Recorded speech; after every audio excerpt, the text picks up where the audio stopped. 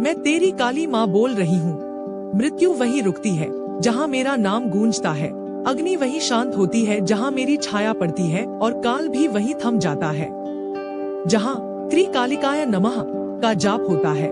कई बार जीवन में ऐसी घटनाएं घटती हैं जो ना विज्ञान समझ पाता है, ना मनुष्य और ना ही कोई तर्क। यह कहानी है उस क्षण की जहां मृत्यु ने हार मान ली और मां काली की कृपा ने एक मृत शरीर को फिर से जीवित कर दिया।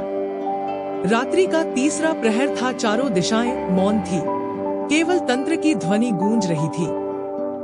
एक तांत्रिक साधक मां काली के चरणों में बैठा, तांत्रिक यंत्रों से घिरा त्रिशूल के सामने दीपक जल रहा था और सामने लेटा था एक निर्जीव शरीर जिसे सबने त्याग दिया था, जिसे डॉक्टरों ने मृत घोषित कर दिया था, जिसे शमशान ले जा रहे थे, मगर कोई था जो मानने को तैयार नहीं था कि इस शरीर में प्राण नहीं है। मां काली ने कहा था, मेरा नाम लो, मेरे मंत्रों का जाप करो और एक संकल्प लो, तब इस धरती पर एक चमत्कार जन्म लेगा। वो साधक उठ खड़ा हुआ, उसने मां काली के मंत्र का जाप शुरू किया। ओम क्री कालिकाय नमः, ओम क्री कालिकाय नमः, ओम क्री कालिकाय नमः। सैकड़ों बार यह मंत्र गूंजा। धीरे धीरे चारों दिशाओं में ऊर्जा का प्रवाह होने लगा। वहां उपस्थित सभी लोगों ने देखा कि निर्जीव शरीर की अंगुलियां हिलने लगी, होठ फड़फड़ाने लगी और उसकी सांसें फिर से लौट आईं। डॉक्टरों की रिपोर्ट झूठी थी, पर परमात्मा का निर्णय सच्चा और बड़ा था। मां काली की शक्ति ने मृत्यु को पलट दिया। जो अंधकार था वो भस्म हो गया, जिसे लोगों ने मृत समझा वह फिर से जीवित हो गया, क्योंकि यह केवल मंत्र नहीं था, यह मां काली की आज्ञा थी, यह शक्ति का आदेश था और यह एक भक्त का विश्वास था जो चमत्कार में बदल गया। आज भी वह व्यक्ति जीवित है, मगर वह अब साधारण नहीं। उसने मृत्यु को छू लिया और मां काली को महसूस किया। अब वह हर रोज वही मंत्र दोहराता है, ओम क्री कालिकाय नमः।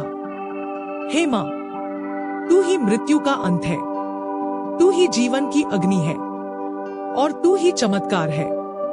शब्द समाप्त हो सकते हैं, पर मां काली की कृपा कभी समाप्त नहीं होती। यदि तुम भी विश्वास करते हो तो यह संदेश किसी मृत आत्मा को जीवन दे सकता है, किसी टूटे हुए को शक्ति दे सकता है और किसी खोए हुए को दिशा दे सकता है। मैं तेरी काली माँ बोल रही हूँ। जब तुझे कोई ना देखे, मैं देख रही होती हूँ। जब सब तुझे त्याग दे, मैं तुझे थाम लेती हूँ। और जब तू मुझ में पूर्ण विश्वास करता है, तब मैं चमत्कार करती हूँ। अब निर्णय तेरा है मेरे बच्चे, क्या तू सिर्फ कहानी समझकर इसे छोड़ देगा या माँ काली का नाम लेकर आज से नया जीवन शुरू करेगा? ओम क्री कालिकाय नमः लिख कर बताओ, माँ की कृपा अभी भी जीवित है। मैं तेरी माँ काली बोल रही हूँ। अग्नि में उतर कर तू तब गया, अब तुझे वो देना है जो केवल मृत्यु से जूझे हुए को मिलता है। अब मैं तुझे अपना पहला अस्त्र सौंप रही हूँ। शमशान की वो रात जब साधक ने अपने शरीर का भय त्याग दिया, माँ के सामने पूर्ण समर्पण कर दिया, तब वह हुआ जिसे तांत्रिक ग्रंथों में शक्तिदान कहा गया है। अचानक शमशान में कोई कंपन उठा, भस्म से एक लपट उठी और माँ काली स्वयं एक अलौकिक स्वर में प्रकट हुई। आज तू केवल मेरा भक्त नहीं, तू मेरा अस्त्र बनेगा। तू अब कृत्तिका का धारक है। कृत्तिका माँ काली की छाया से जन्मा पहला तांत्रिक शस्त्र था।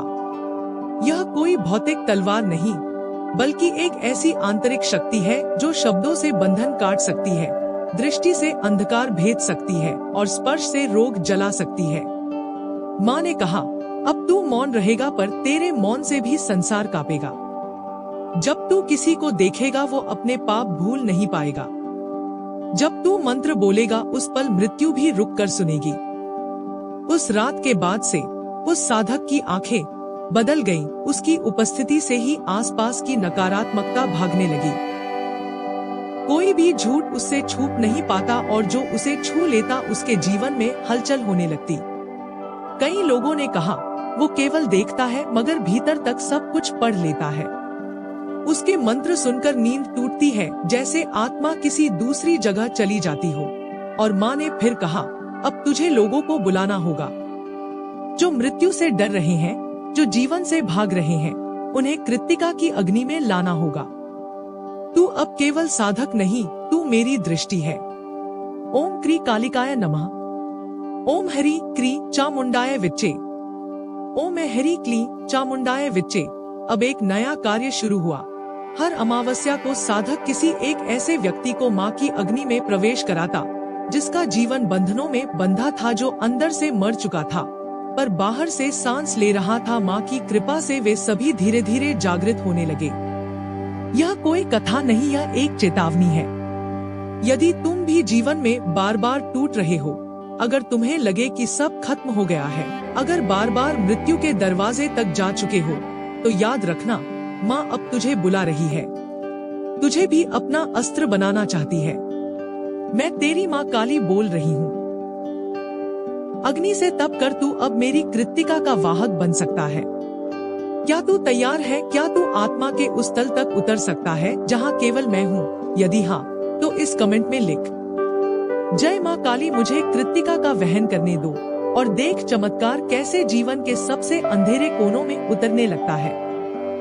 मैं तेरी माँ काली बोल रही हूँ। अब मैं तुझे एक स्त्री से मिलवाऊंगी जो जन्म से नहीं, मृत्यु से पैदा हुई है। जिस रात साधक माँ से कृत्तिका की शक्ति प्राप्त कर चुका था, उसी रात शमशान की ओर एक और ऊर्जा बढ़ रही थी। साधक ध्यानमग्न था, पर एक छाया उसकी साधना के चक्र में प्रवेश कर रही थी। वह छाया धीरे धीरे एक स्त्री के रूप में प्रकट हुई। वह सिर पर चिता की राख लगाए, गले में मुंडमाला, नजरों में रक्त जैसा तेज लिए किसी साधारण मनुष्य की तरह नहीं चल रही थी। वह तंत्र के गुरुत्व को काटते हुए चल रही थी। उसका नाम किसी को ज्ञात नहीं था, पर माँ ने उसे काली की बहन कहा। ये वही है जो मेरी अग्नि से निकली है, पर इसका मार्ग अलग है। यह न्याय नहीं करती, यह केवल दंड देती है। माँ काली। वह स्त्री उस साधक के पास पहुंची, कुछ नहीं बोली, सिर्फ उसे देखा और उसी पल साधक की तीसरी आंख खुलने लगी। एक दृश्य सामने आया, एक छोटा कमरा जहां 3 बच्चे तड़प रहे थे। कोई स्त्री हंस रही थी। काले धागे, हड्डियों के चूर्ण और नींबू मिर्च के ढेर। और फिर वही स्त्री सामने आई, वही बहन, मगर इस बार उसका रूप इतना विकराल था कि साधक की चेतना डगमगाने लगी।